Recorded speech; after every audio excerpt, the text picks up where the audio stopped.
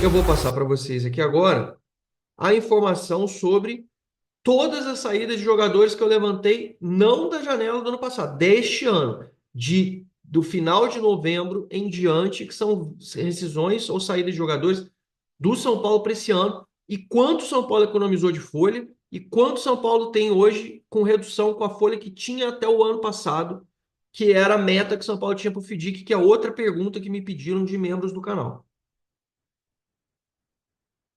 Então eu preciso de cola aqui, porque eu não lembro tudo de cabeça. Vamos lá.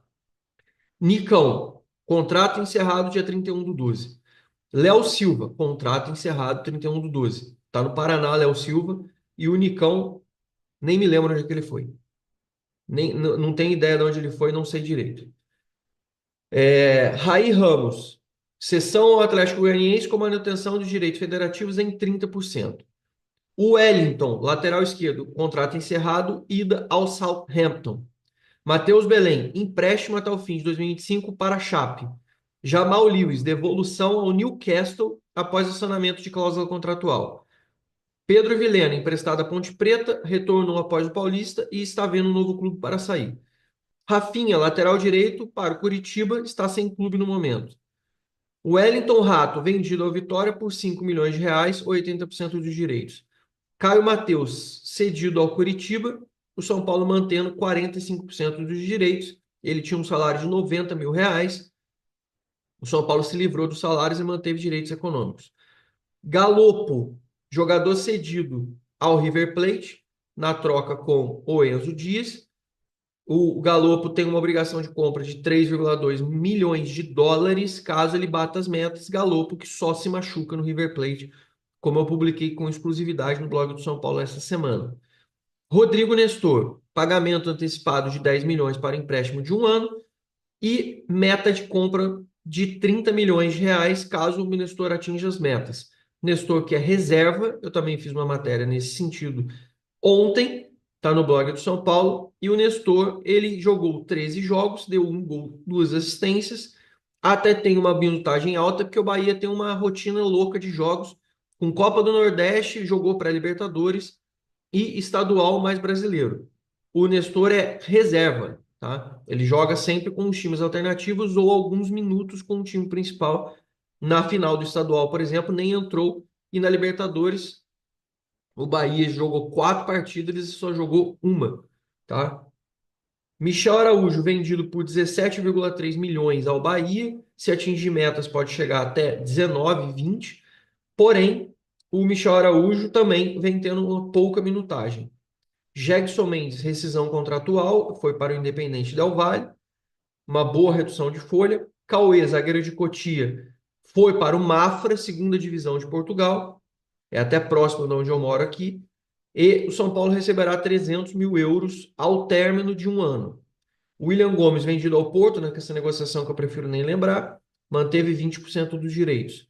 Moreira, empréstimo de 12 meses, com opção de compra caso ele bata metas. Moreira jogou dos 8 jogos possíveis, ele jogou 7, no último jogo não jogou por estar lesionado.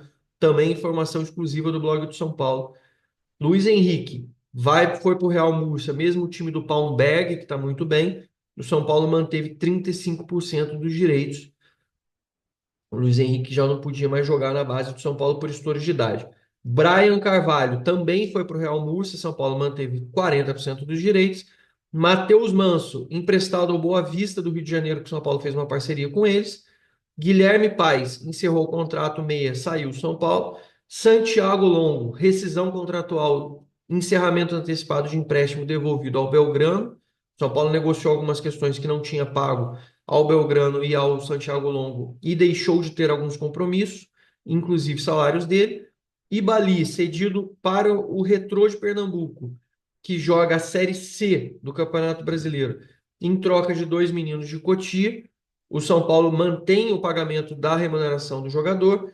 Orejuela, salários encerrados, contrato encerrado no final de fevereiro, depois de 4 anos longos de drama e sentimento de somos otários.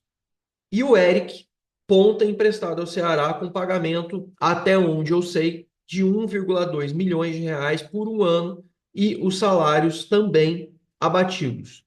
Aí, Zanqueta, explica para mim, quanto São Paulo economizou nessa conta? Lembrando que eu fiz uma conta, inclusive eu até bati com o Belmonte no dia que eu entrevistei ele na live, no vídeo que a gente grava de entrevista, e na minha conta aproximada, que eu tinha feito com o Belmonte, eu tinha falado com ele sobre 18,7 milhões de reais da Folha de São Paulo de 2024.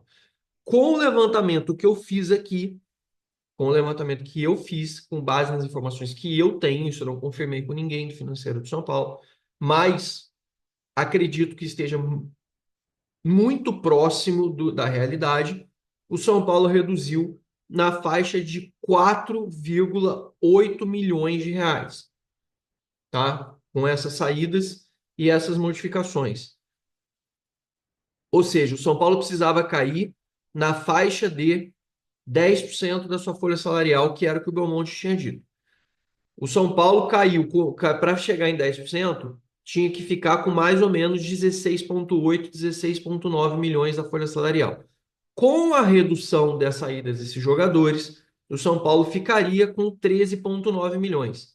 Mas, aí entra o ponto, o São Paulo contratou 4 jogadores.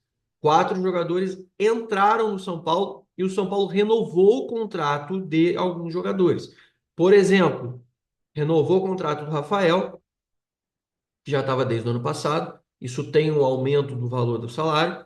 Renovou o contrato do Rian Francisco, renovou o contrato do Henrique Carmo, renovou o contrato do Matheus Alves, renovou o contrato do Lucas Ferreira, renovou o contrato de todos esses meninos para esse ano. Então tem esse cenário da renovação dos meninos. Então, com base nestas informações que eu falo para vocês, na conta que eu fiz, o São Paulo tinha que ter chegado, como eu falei para vocês, a 16,9, 16,8.